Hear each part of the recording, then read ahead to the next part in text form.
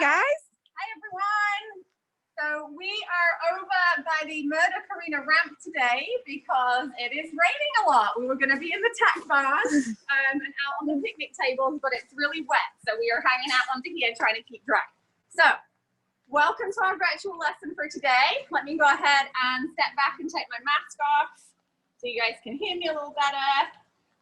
So today's virtual lesson is all about bridles and bits. So a couple of weeks ago, we did a lesson with Devon all about saddles, where she took the saddle apart and showed you all the different types of the saddle. So when we're riding our horse, our two main pieces of tack. So the equipment that we put on our horse is called tack. That's why it's called the tack barn, because that's where we store all of our tack. So we have our saddle and we have our bridle. So today we are going to be learning about bridles, and one of the most variable parts of a bridle is this piece, which is the piece that goes in the horse's mouth. This is called the bit, and there are lots and lots of different types of bits. So today we're going to learn about the parts of the bridle, and then we're going to learn about some different types of bits and why we would use a different bit on a different horse. So let's look at our bridle first. We've talked a little bit about bridles in our lessons, in our riding skills lessons as well. In particular, we've talked about our reins. So here are our reins. If this was on our horse, these two loops would face forward, horse's nose would be in here, and the reins go along the horse's neck towards the saddle. So you would be sitting, holding on to these green parts of the reins, and this is what the rest of the bridle looks like. Okay, so we already know the name of one of the key parts of the bridle, and that is the reins. So the big, big, long piece, super easy to find.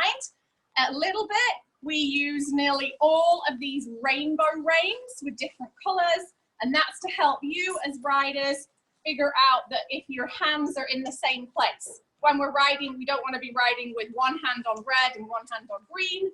We want to have it nice and even, and the rainbow reins help with that. There are lots of different types of reins that don't have these colors on as well, but these are the ones that we're most used to having here. Okay, actually going to take the reins off and move them out of the way so we can get a closer look at the rest of the bridle. Okay, so here we have the rest of our bridle. So it's going to go on your horse like this, okay? Except obviously my face isn't big enough, but this part would be in my mouth, this part would be over my nose. So bridle names are all named about the part of the horse's face that they go on when the horse is wearing it.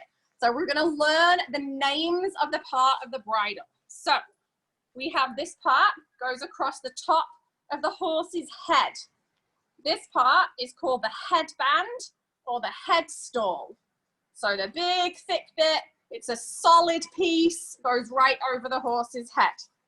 Moving down the bridle, we have this first loop, and this goes around like the horse's forehead. And another name for your forehead is called your brow. Think about like your eyebrows. Think about the word brow. So this part is called the brow band. And this kind of, so the horse's ears are going to sit in here. So when we put the bridle on, we want to make sure that the horse's ears are not trapped by the brow band.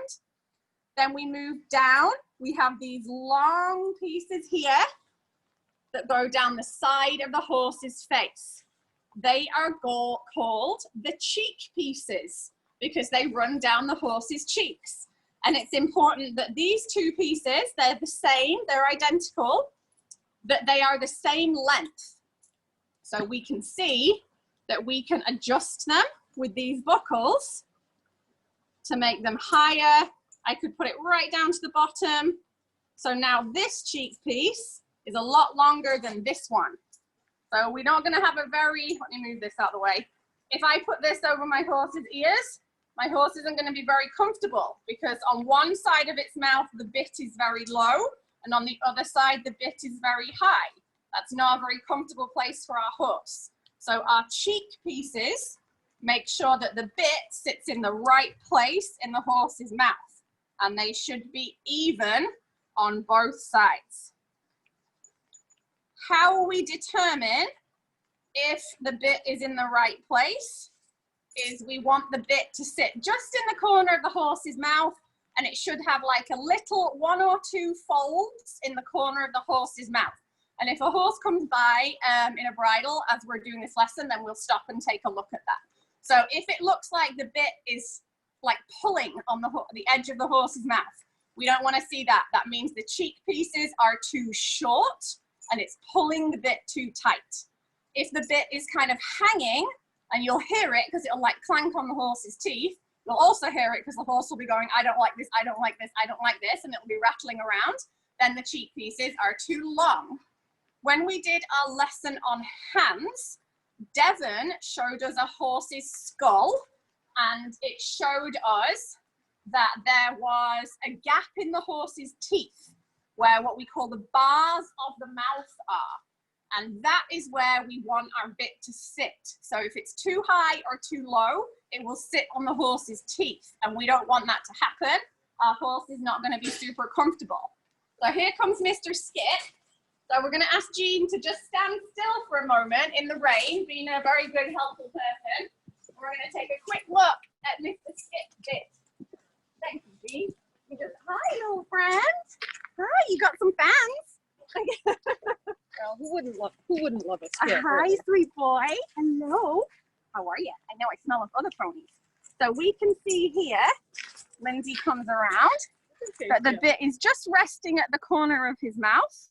We can see there's a tiny little fold here in his skin, but it's not pulling up so that his mouth isn't stretched, and it's not hanging down high.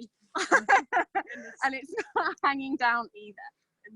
Go ahead, Jean. And the slobber is normal for Skip. It is. And also the lower lip that is floppy a little is normal for Mr. Skip. So we can see the parts of the bridle, as we were saying, the bridle names relate to where it is on the horse. So we talked about the headband that goes over his head here, behind his ears. We talked about the brow band that goes around his brow here. Think about around your brow where your eyebrows go. Then we have the 2 cheek pieces come all the way down the side here. And this is where we make them shorter or longer to make sure the bit is in the right place. And then there's 1 piece left that goes this bit here. It goes right around here, right around his nose. So that piece is called the nose band. So very easy pieces to remember. Oh, I missed one. Whoops. So we also have this long one here. Goes right underneath here. This one is called the throat lash or the throat latch. I call it a throat lash from England. Everyone in America calls it a throat latch. So it's totally fine, whichever one you say. This one we can see, we want it to be kind of loose. Skip's is actually really loose, but that's fine. We definitely don't want it to be too tight because the horse breathes under here. So we don't want that to be too tight. Thank you, Jean. Sorry for making you stand in the rain. All right. Okay. So let's take a look at what these pieces look like when we take it all apart. So if I was going to clean my bridle, if I was going to give it a really good clean with leather soap and leather conditioner, I'd want to take it all apart. And it all comes to pieces. And I'll go up here and we can lay them all out. So,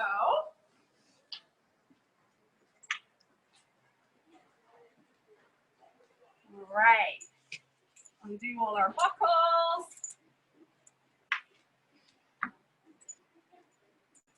Whoops. Do that.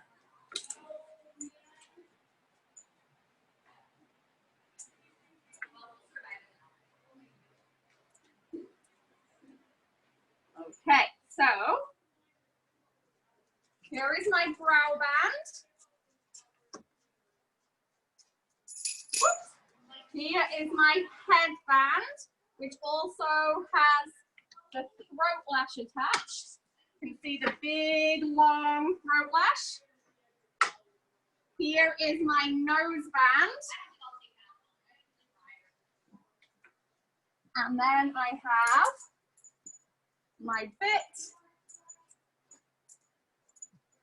and 2 matching cheek pieces.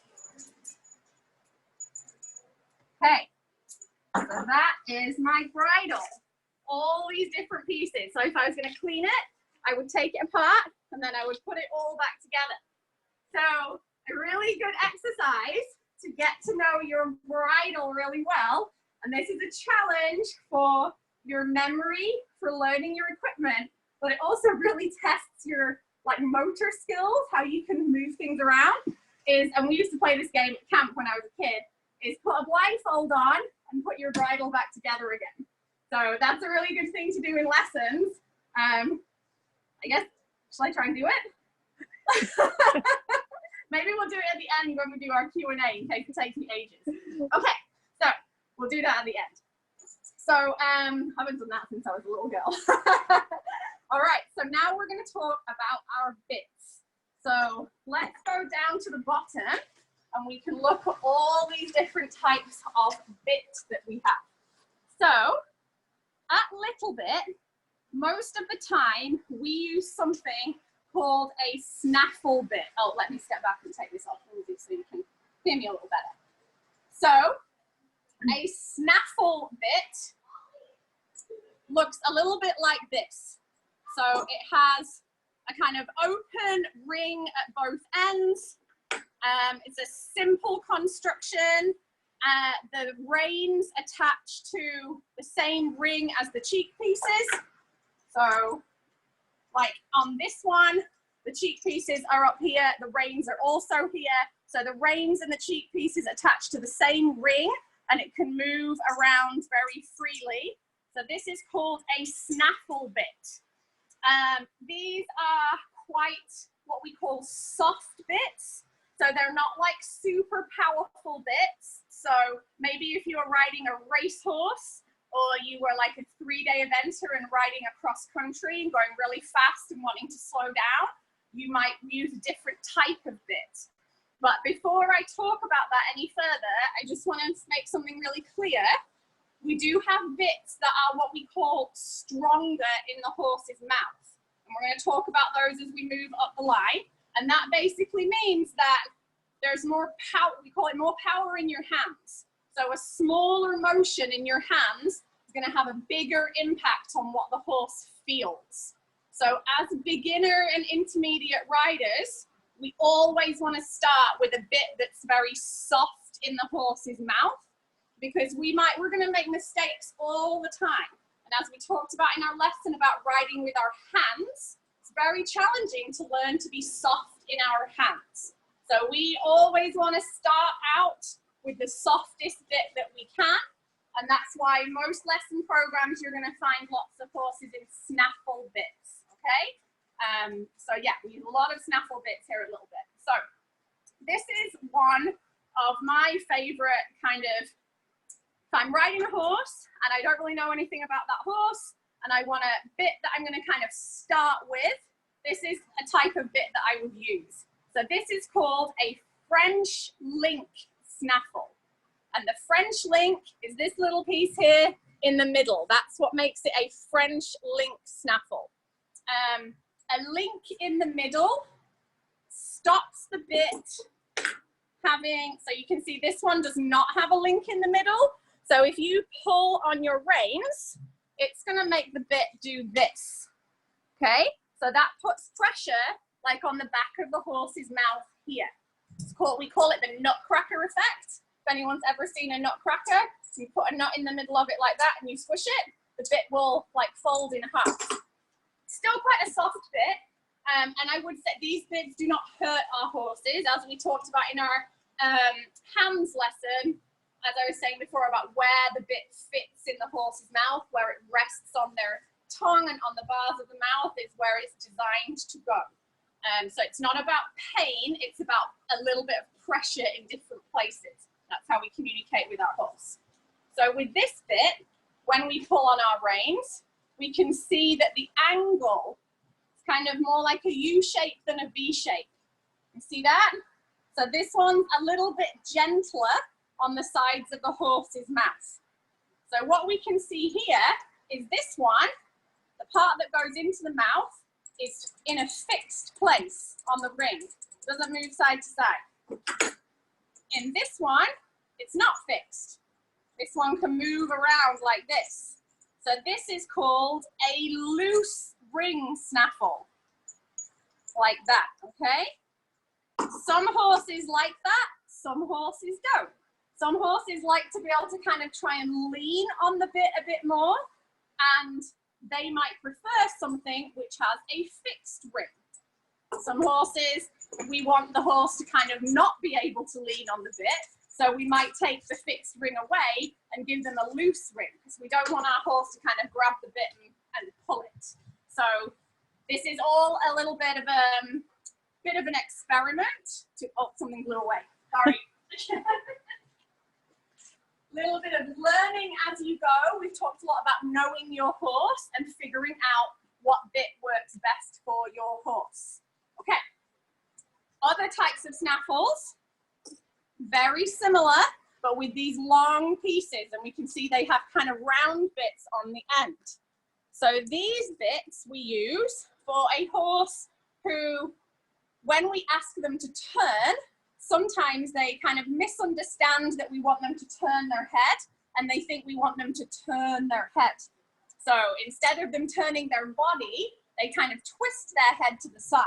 And these long pieces help tell them to keep their kind of noses straight and to turn their body instead. Okay, this one is another type of snaffle, but we can tell it's made from something different. This one's made from kind of like a rubber material. This is called a happy mouth. So this one's softer, the material is softer. Sometimes young horses really like these softer types of bits. Some horses, they're not good for them though, because sometimes they chew on them, and then it can get them, they just like get really agitated with the bit because they chew at it a lot. So again, different things for different horses. The last snaffle that I wanted to show you, jointed snaffle, we've got one that's a little bit different. This one's kind of cool. This is called, I would call this a cherry roller or a roller bit. So these copper and metal bits spin around on the bit. So this can be helpful for horses who we want the horses to kind of generate saliva. We don't want them to like try and grab hold of the bit and lean on it. We want them to like get happy with having the bit in their mouth. So sometimes having these rollers on can help them to do that. They kind of play with it, makes their mouths kind of more moist, and it gets them used to having that bit in the mouth. Can be really useful for some horses. So let's talk a little bit about different materials too, because this one, as I said, has copper on it. That's what that really nice kind of color is there. So copper is really nice for some horses because it gets warmer faster. So a lot of bits are made from steel like this, but steel's quite a cold metal, so it doesn't warm up as quickly. So some horses do really well with a bit that has copper on it that warms up faster in their mouth. The problem with copper is that it's also softer. So again, if you have a horse that likes to kind of bite on the bit a lot, then they can wear it down. So you have to be very careful with copper bits that you make sure they haven't bitten any pieces that might create a little sharp bit or anything like that. It's very important that we keep our bits nice and clean, and we check them to make sure they're nice and smooth, so they're going to be comfortable for our horse. Okay, I'm going to show you one last one that we have here at Little Bit, and then we're going to talk about some other bits that we don't have at Little Bit. Okay, so this one, we can see this one doesn't have a joint in it. This is called a straight bar snaffle. So these ones are bendy. They have joints in them. This one is a straight bar. And we can see this is also that rubbery type material. This is a straight bar happy mouth. So this is a very soft bit for a horse that is very gentle in its mouth, that doesn't like a lot of pressure. This is going to be a really good bit for that type of horse. This again might be the type of bit that you would use if you had a very young horse where you were just starting to get it used to having a bit in its mouth. So all of these bits, very, very gentle bits, very good for beginner riders because they're nice and soft on the horse's mouth. That doesn't mean, as you become a more advanced rider, that you should have a more complicated or stronger bit. It means you can, if that is suitable for you and your horse and you need it for some reason, and there could be many, many reasons why that is, but it doesn't mean you need it. I would class myself as an intermediate rider, and I ride my horse in a bit that looks very, very like this. Very, very similar. It just has a slightly different colored bit in the middle. But she really likes a snaffle, and that's great. Helps me try and work with my hands, and it's not harsh on her, it's nice and gentle. Something that so here is something that we do have a little bit, but this is only used on occasion with certain horses. We actually haven't used this in a while. This is what we call a twisted snaffle. So you can see the metal has like turns in it. You see that? So this, because it's not as smooth and it's got more edges on it, when we apply pressure to it, that pressure isn't as spread over as big an area. Like this bit is really big and wide. So when we apply pressure, the pressure spreads over a bigger piece of the horse's mouth. So when we have this twist, it makes the bit stronger.